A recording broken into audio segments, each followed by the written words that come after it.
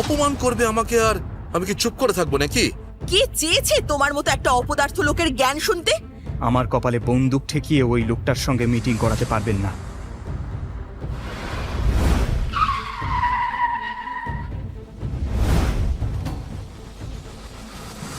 Nirmalya sir, আপনি আপনি এখানে? So sorry sir. তুমি আমার হাজবেন্ড নাকি রাস্তার ভিখারি নির্মাল্য? আমার বন্ধুর হাজবেন্ডরা ওদের কি কি গিফট করে জানো? Diamond necklace, iPhone.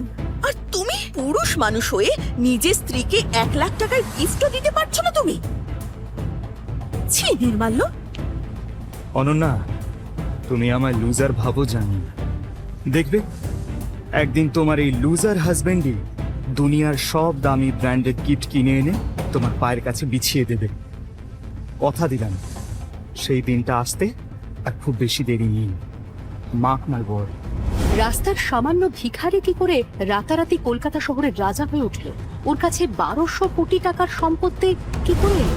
জানার জন্য শুনতে থাকুন বস দুনিয়া যার বসে, শুধুমাত্র পকেট এফএম এ। তুমি আমার হাজবেন্ড নাকি রাস্তার ভিখারি নির্মাল্য? আমার বন্ধুর হাজবেন্ডরা ওদের কি কি গিফট করে জানো? Diamond necklace, iPhone. আর তুমি আমায় কি দিচ্ছ?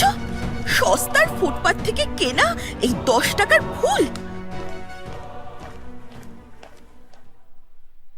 অনন্যা বিশ্বাস শহরের অন্যতম বড়লোক ব্যবসায়ী বাড়ির মেয়ে। বাবার কথায় অন্ধের মতো বিশ্বাস করে অনন্যা নির্মাল্যকে বিয়ে করেছিল। বিয়ের পর অনন্যা জানতে পারে ওর স্বামী নির্মাল্য কোনো বড়লোক ব্যবসায়ী নয়, বস্তিবাসী এক সামান্য ডেলিভারি বয়। এই সত্যিটা আবিষ্কার করে অনন্যা হতবুদ্ধি হয়ে ভাবছিল ওর বাবা সবটা জেনেও মেয়ের এত বড় সর্বনাশ কি করে করতে পারল? কেন মিথ্যে বলে বিয়ে দিল ক্লাসলেস একটা ভিখিরির সঙ্গে? কেন?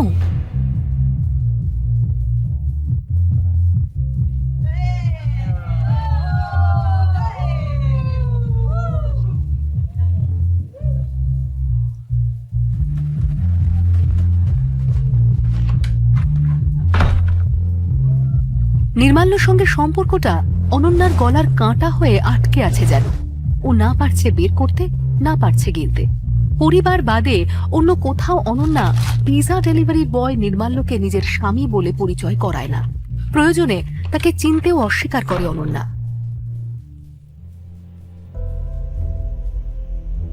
বিশ্বাস বাড়িতে নির্মাল্যর অবস্থা চাকরদের থেকেও অধম ছিল। ঘর জামাই হয়ে এই বাড়ির উচ্ছিষ্ট খেয়ে কোনো মতে বেঁচে ছিল নির্মাল্য। চাকরদের জন্য নির্দিষ্ট ঘর থাকলেও নির্মাল্যর ছিল না। আজ ছাদে, কাল বারান্দায় শুতে হতো নির্মাল্যকে। তার সঙ্গে উঠতে বসতে নিয়মিত গঞ্জনা আর অপমান ছিল ফ্রি। অনন্যা নির্মাল্যকে এতটা অপছন্দ করলেও নির্মাল্য কিন্তু অনন্যাকে খুব ভালোবাসে। আমি অনন্যা বিশ্বাস, আর তুমি আমাকে এই সস্তার গোলাপ দিচ্ছ? শোনো নির্মাল্য, তোমায় আমি ঠিক দুদিন সময় দিচ্ছি।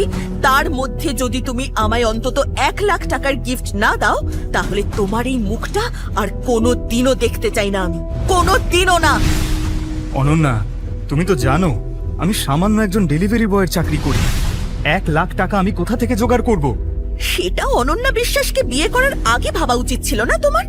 বিয়ে করেছো যখন, আমায় মেনটেন করতেও শিখতে হবে তোমায়। পুরুষ মানুষ হয়ে নিজের স্ত্রীকে 1 লাখ টাকার গিফটও দিতে পারছো না তুমি? ছি নির্মাল্য। দুদিন বাদে নির্মাল্য অনন্যার ইচ্ছে পূরণ করে। একটা দামি জুতো অনন্যাকে গিফট করে। অবজ্ঞা করে গিফটের ব্যাগটা খুলতেই অনন্যার চক্ষু চড়ক গাছ হয়ে যায়। নির্মাল্য, এটা তো জিমিচুর জুতো। এই ব্র্যান্ডের জুতো তো 10 লাখের নিচে পাওয়াই যায় না। এত দামি জুতো তুমি কি করে কিনলে? আসলে এটা তো অরিজিনাল নয়, রেপ্লিকা। এই সামনের মার্কেট থেকে সস্তার একটা জুতোর দোকান থেকে ডুপ্লিকেট জুতো কিনেছি আমি। এই সব প্রশ্নের উত্তর পাবেন একমাত্র পকেট এফএম এর বস দুনিয়া যার বসে। এক্ষুনি ডাউনলোড করুন পকেট এফএম অ্যাপ।